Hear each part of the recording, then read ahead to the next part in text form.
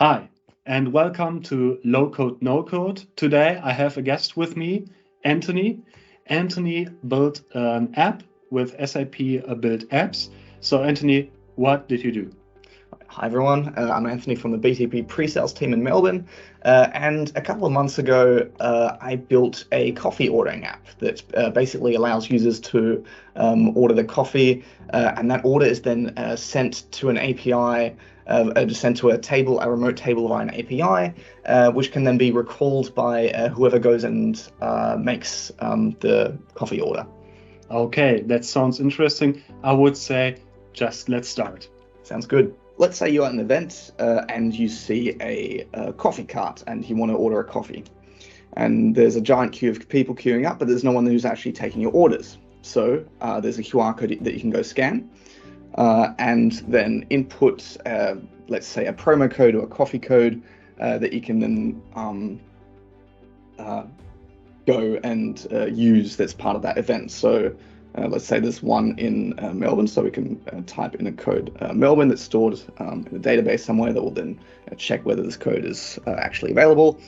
And then this is the screen that you'll be greeted with to go and submit your order. So I can go put in my first and last name here. So Anthony Quast, type in the organization I'm with, SAP, and then select whatever drink I want to choose.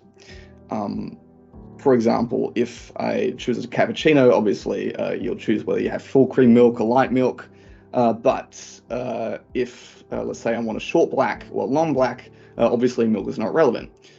So if I select a long black, you can see here that drop-down menu for milk is not shown anymore, and that can also be defined in the backend in the app logic whether or not that is visible depending on the option that you choose. But let's say I want to order a cappuccino. I'll take full cream milk, decide how many sugar I want, maybe one sugar, and then also use a slider to say that I want a large in size. And then in additional notes, there's a freeform field where you can also then type if you've got any other requests, say extra hot, because maybe we'll be standing around for a while, and then I'll hit review order. And then here you can see all the details that you've input from the previous screen, and if you're happy with it and happy with what you've input, you can hit submit order, and then that will be sent via API to a table that can then be recalled by whoever's going to make your coffee. So you can see here order status in progress, position in Q1. So this screen will refresh in, you can see here it says order refreshed in around about 30-second intervals or so to check whether that order has been completed by whoever's making it. And let's say then we want to switch over to the view of whoever's making your order. Let me do that. So, Anthony, we are now in the vision of the kitchen. All right, so this is the screen that the barista, for example, would see whoever's making your coffee. Let's type in coffee code Melbourne because he's at the Melbourne event, for example. And you can see that the order that I've just put through on my phone has then come through for the barista to see and tick off as he makes it. So you can see all my details are here. I've ordered a large full cream cappuccino, 1 sugar extra hot, and then also the timestamp of when it came through. Along with the date as well.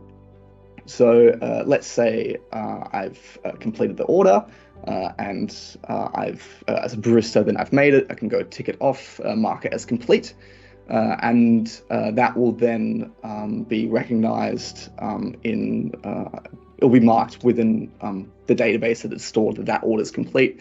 And seeing as this order is recalled on the phone of whichever customer has put through the order, they will then in the end be able to see whenever the order is complete and how many people are in front of them in queue. Now you worked as a barista and you are now back on the customer view.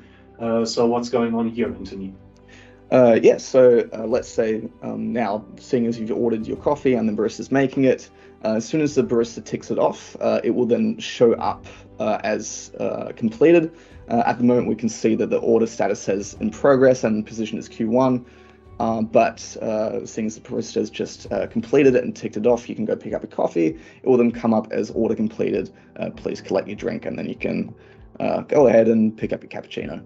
Wonderful. Thank you very much, Anthony. No worries at all. All right. Thank you very much, Anthony, for this great presentation. I like this app. And you can look forward for the next video. There, Anthony will explain the backend. So how he built it and where are the data coming from.